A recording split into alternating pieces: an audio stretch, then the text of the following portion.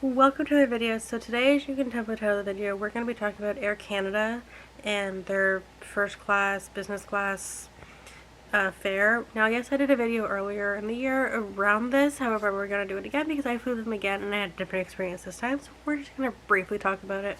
It'll be like a 3 to 4 minute video, so feel free to pause me, go get a snack, go get a beverage, whatever you need. I have my pink lemonade today instead of Energize. So let's get into this. So I flew Air Canada recently at the beginning of October, and I was going to Orlando, Florida. I had to head to Disney. So I arrived early because the day that I flew was the first day of the government shutdown for the States. So that made a whole lot of panic as well. But we got there, got checked in perfectly fine with Pearson check-in, and then headed towards security. I went to security, got checked. There are no issues, and I just scanned my boarding pass because I had priority security, so I went up to the Air Canada lounge. So we were in the Maple Leaf lounge for about an hour and a half, almost 2 hours before we headed to our flight. So that was great. The lounge was it was perfect. We had no issues there really. And then I head to our gate, go to wait for our plane, and they say that the flight is oversold, and that anyone that can check baggage should be checking their baggage for free of charge if they don't need their carry-on item. We needed our carry-on items. We were not checking them. We were also business class, so the chances of our seats being oversold are very, very slim. So we get on the plane, sit down, there's a water bottle waiting for us. They come around with the hot towels, take those back, they bring back our order. So we had pre-ordered our breakfast, and they just wanted to make sure we still wanted that and what beverage we wanted when we got up in the air. But that comes around, and then they bring things out in stages.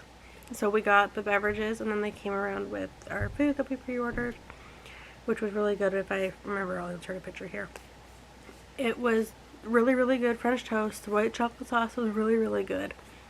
And then they say, oh, we're hitting turbulence, so we need to put your seatbelts back on, which is fine, that's normal. And then they take the dishes away. We're getting ready for landing. It was a hard landing. Like, I'm talking really hard landing.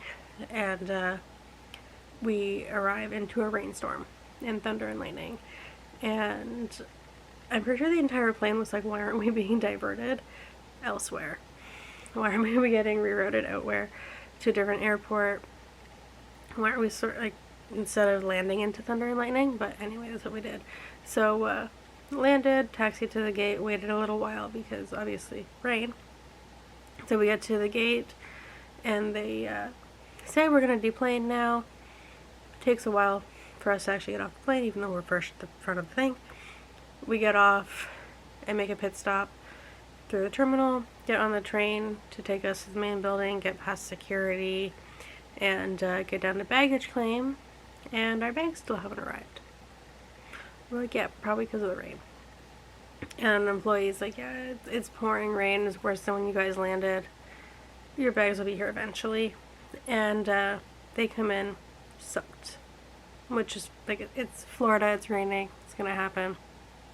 But everyone is bad because their bags are drenched. And obviously you can't do anything about it. They're taking them from one side of the terminal to the other in the pouring rain. Like, it's gonna happen. So we get our soaking wet bag and then head down to where we in our transportation to the resort, which I'll do another video on. But it was just like, the Air Canada employees were nice and helpful, other than one rude person on the plane. But overall, we had a good experience this time as well. It was a different experience than what I had in April with the delays, but overall, I would give it a 7 out of 10 experience. So if you guys are looking to fly Air Canada business, always do it when it's cheaper or when you're converting airline points. So I converted airplane points for this one, so I only paid $100 for my business fare instead of $750. So Make sure you guys keep that in mind. And thank you guys so much for watching. Don't forget to like this video, subscribe, turn notifications on every time I post. And if you have a video idea for me, or show me to try, or please show me how to travel to, feel free to DM me on social media. All the links are below.